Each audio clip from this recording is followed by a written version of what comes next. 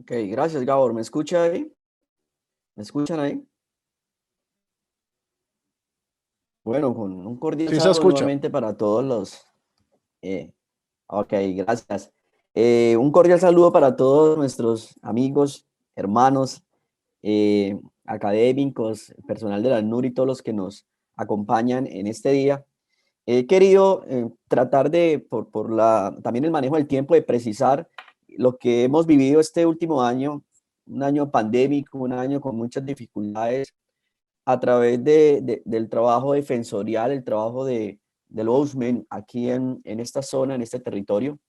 Eh, Hemos, desde la Defensoría del Pueblo, priorizado algún trabajo ya muy específico que no se venía, digamos, trabajando de esta forma, pero gracias a un equipo que hemos conformado en la Defensoría, ahí se ha mejorado la asistencia administrativa y judicial de las personas que tienen necesidades especiales de protección, pero sobre todo a que enfocados en aquellas personas que están por fuera de la protección complementaria, digamos los que se denominan están en condición irregular en nuestro país.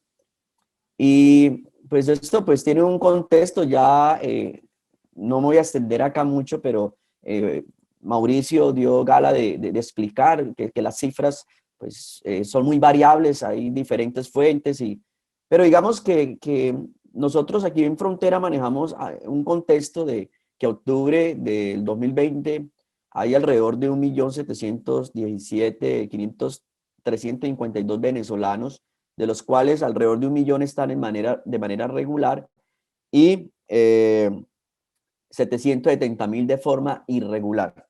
Y ahí esa cifra, pues por supuesto que está muy por debajo de lo que nosotros vivimos aquí en Frontera. Yo ayer nada más pude notar en el terminal de transporte de Arauca un flujo por lo menos de 500 personas. Eso es mucha población para el flujo por acá. Sabemos que el flujo en la frontera norte es mucho mayor, pero sí alrededor de unas 500 personas que están desplazando, que están entrando a Arauca y se están desplazando hacia el interior del país.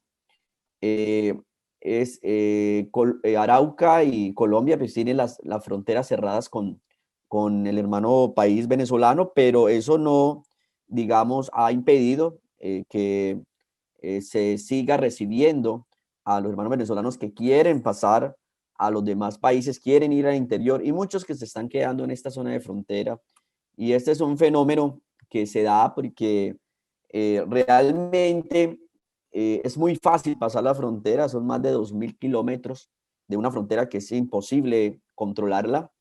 Eh, Al pasar la frontera, ¿qué encuentra el venezolano acá? Pues primero encuentra una forma de acceder a recursos, porque en la zona de frontera, tanto en Cúcuta como aquí en Arauca, es muy fácil, digamos, trabajar en informalidad. Entonces, la gran mayoría de venezolanos que están de forma irregular acá, pues simplemente encuentran la forma de subsistir, de conseguir recursos para llevar. Esta es una de las razones por las cuales no acceden a las solicitudes de refugio, sino que intentan pedir en algunos casos salvoconductos, en otros casos el permiso especial de permanencia, que en estos momentos está cerrado, pero se está haciendo renovación para los que ya tenían permiso especial de permanencia, y realmente no se quiere ese estatus de refugiado, que esto les impide regresar al país.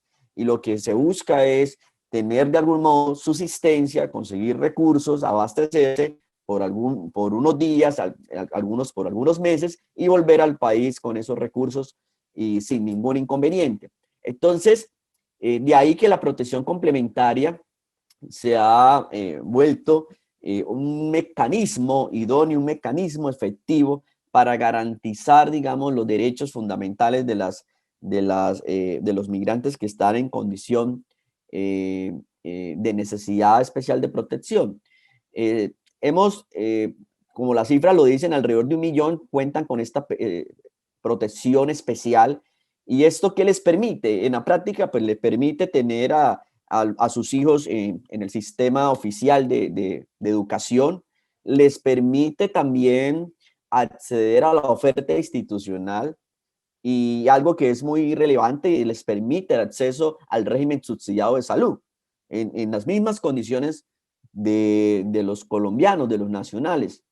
Entonces el reto se nos ha planteado y el reto que tenemos es trabajar fuertemente con la población irregular, porque esa condición irregular que pasan la frontera, empiezan a trabajar, pues obviamente los coloca en una vulnerabilidad porque no tiene acceso a, a la oferta institucional.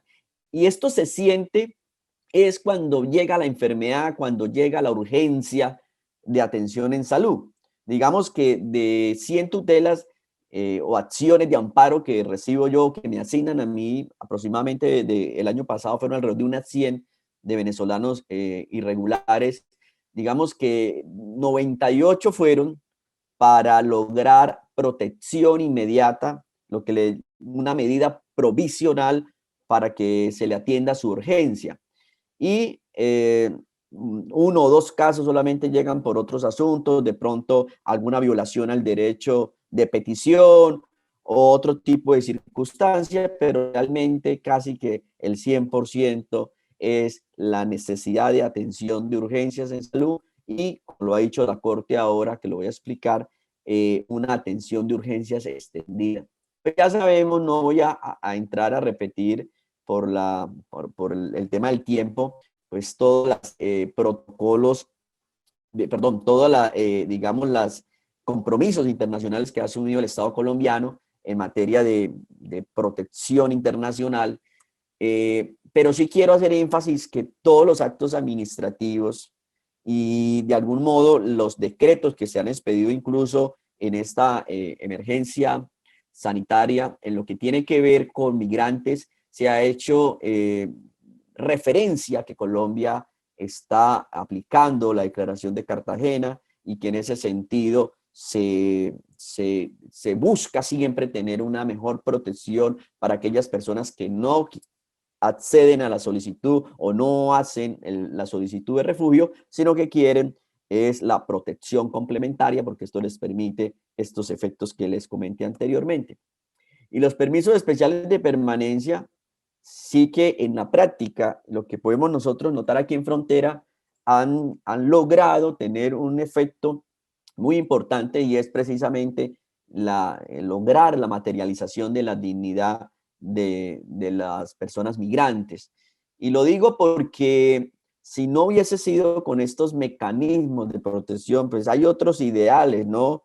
Digamos, otros países han avanzado, pero tenemos que mirar en esencia lo que está ocurriendo en nuestro país. Y este mecanismo del permiso especial de permanencia, pues hace que el ciudadano venezolano, que el migrante venezolano esté en igual de condiciones a un ciudadano colombiano, obviamente con las restricciones de derechos políticos de nosotros ya sabemos, pero en cuanto a esa necesidad de protección laboral, de protección en salud, protección de educación, se ha avanzado muchísimo y podemos decir que si no fuese con estos mecanismos, estuviésemos teniendo un sistema de salud, un sistema de educación mucho más colapsado que el que tenemos ahora.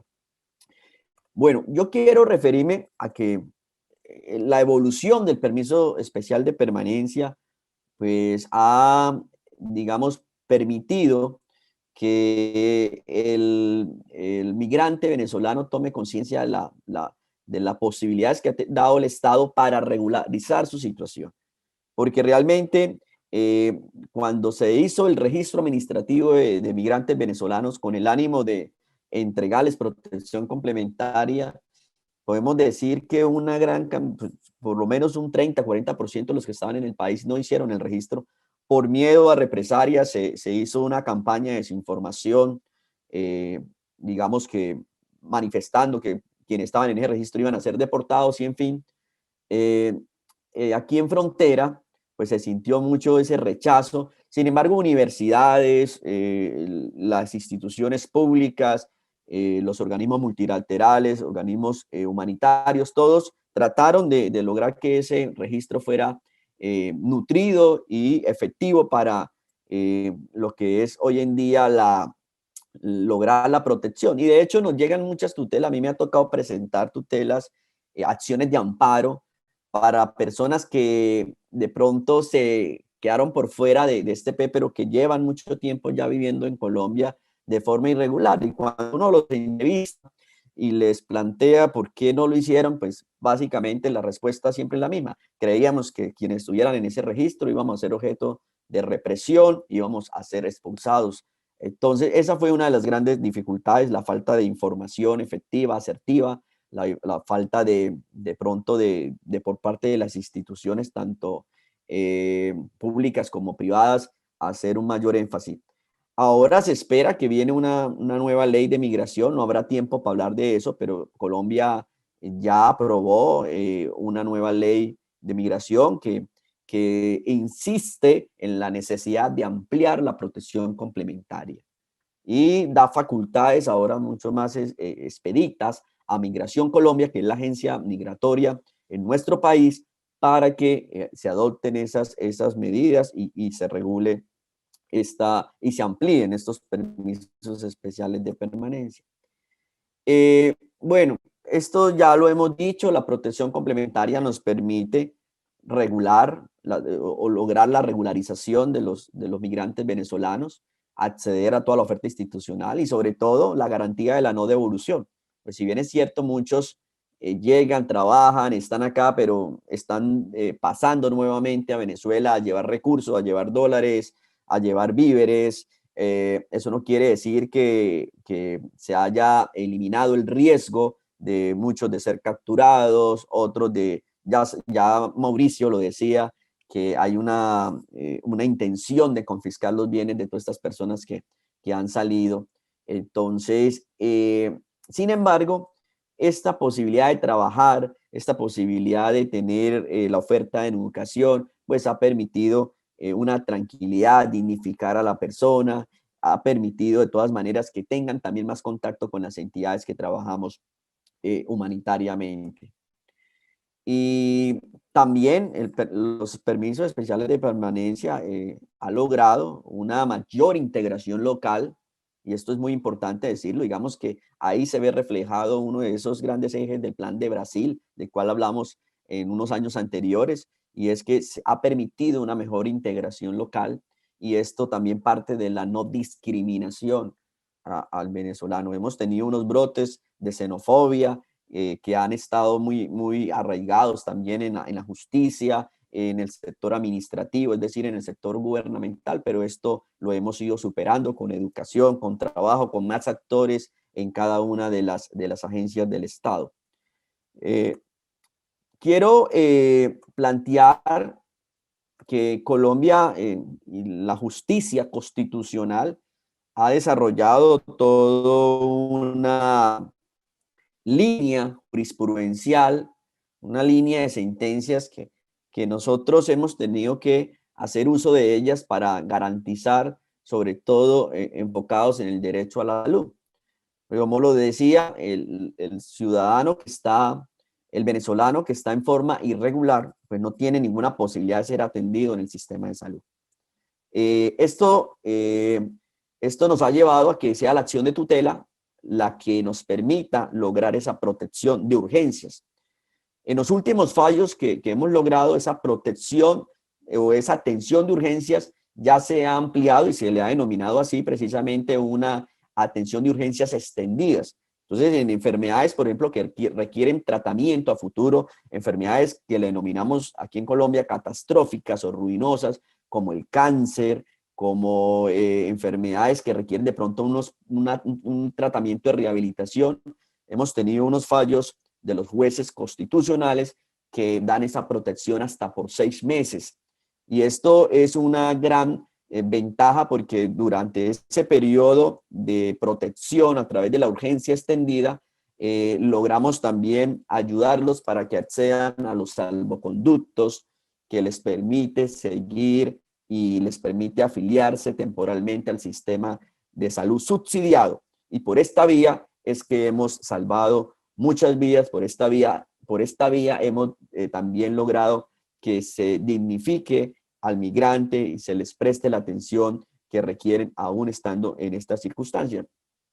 Aquí están los aspectos que la Corte Constitucional de Colombia fijó unas subreglas y a mí me parece que cada vez lo recordamos, le recordamos a los jueces de la República, digamos, de menor jerarquía, le recordamos que la Corte ha sido muy generosa ha hecho gala de su trayectoria, digamos, garantista en cuanto a que ha fijado para los jueces de menor garantía unos precisos términos de los cuales no se pueden salir. Y precisamente tiene que ver con que cada caso hay que evaluarlo de forma independiente, que cada caso hay que evaluarlo de forma individual, con el ánimo siempre de buscar la protección al principio de la dignidad humana y, por supuesto, la garantía de los derechos fundamentales a las personas que se encuentran en condición irregular. Y también en algunos casos que hemos tenido que presentar acciones de amparo para personas que están en el régimen de salud, que están migrantes, que están, digamos, en condición regular, pero que las barreras administrativas, las barreras gubernamentales no le permite un acceso efectivo. En aras del tiempo, les agradezco y bueno, nos vemos más ahora en las preguntas. Muchas gracias.